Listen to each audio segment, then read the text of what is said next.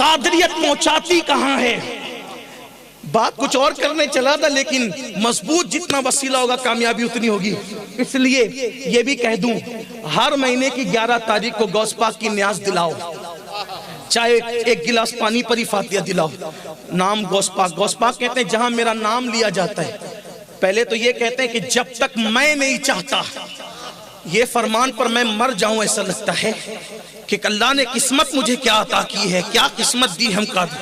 فرماتے ہیں کہ جب تک میں نہیں چاہتا کسی کی زبان پہ میرا نام نہیں آتا.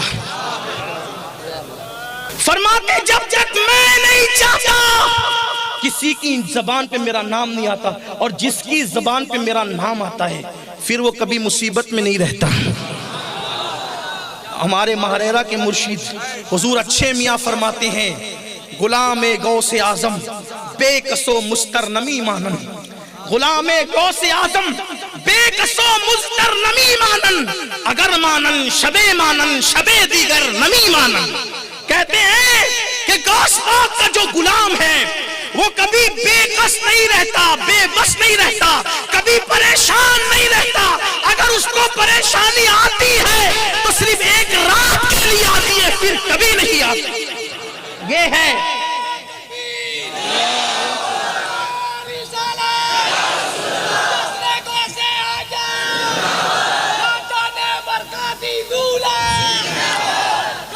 تو بات سمیٹتے ہوئے آخری بات جو کہنے چلا تھا, نسبت جوڑو غوث پاک سے, غریب نواز سے, اپنے بزرگوں سے. ان کے غلام بنو, اٹھتے بیٹھتے ان کا نام لو, حضور سے نسبت جوڑو. لیکن یہ کہ پھر کہتا ہوں نماز کے بغیر, عمل کے بغیر, سچائی کے بغیر, تقوی کے بغیر, پرہیزگاری کے بغیر, حلال کھائے بغیر ان سے نسبتیں نہیں جڑ سکتی. ان سے نسبت جوڑنے کے لیے عمل کی طرف آؤ, توبہ کرو, سچی توبہ کرو. غوث پاک کہاں تک پہنچاتے ہیں؟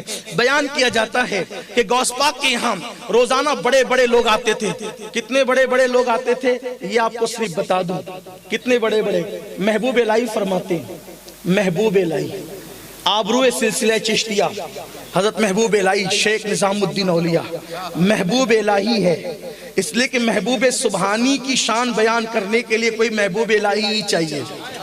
ہاں پھر بات بنتی ہے. ہم لوگ تو نقل کرنے والے لوگ ہیں, ہم کیا بیان کریں گے, اپنی اوقات کیا ہے. محبوب الہی فرماتے ہیں, محبوب الہی فرماتے ہیں کہ غوث پاک کا ایک مرید غوث پاک کے حجرے میں داخل ہوا, دیکھا کہ زمین کے اوپر غوث پاک کی چوکھٹ پہ, غوث پاک کی چوکھٹ پہ ایک بندہ پڑا ہوا رو رہا ہے, پڑا ہوا رو رہا ہے, پڑا ہوا, اس پہ دھیان دینا, پڑا ہوا رو رہا ہے.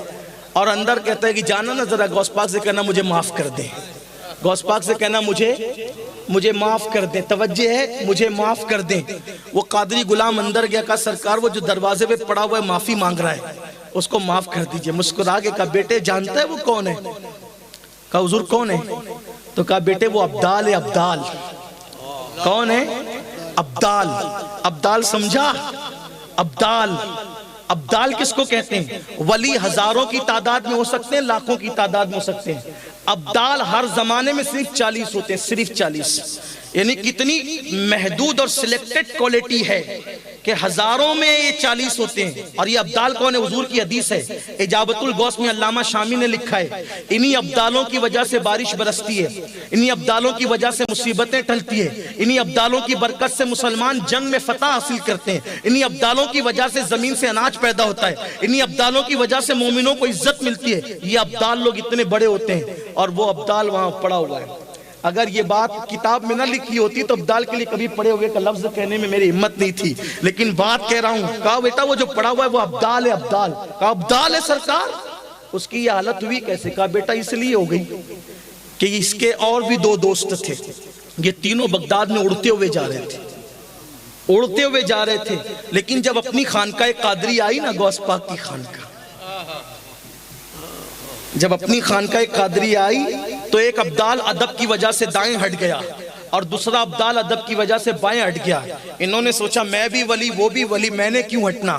تو میری خانقاہ کے اوپر سے چھت پہ سے اڑ کے جا رہا تھا صرف, اللہ نے اس کو نیچے گرا دیا, اللہ نے اس کو نیچے گرا دیا. وجہ کیا ہے؟ ولایت کا انکار نہیں, شان کا انکار نہیں, عظمت کا انکار نہیں, بزرگی کا انکار نہیں, غوث پاک کی چھت پہ سے صرف جانے کی بات ہو رہی ہے، نیچے زمین پہ گرا دیے گئے. انہوں نے کہا ٹھیک ہے سرکار معاف کر دیجئے. کہا ادھر معاف کیا، ادھر پھر وہ ہوا میں پرواز کرتے ہوئے چلے گئے.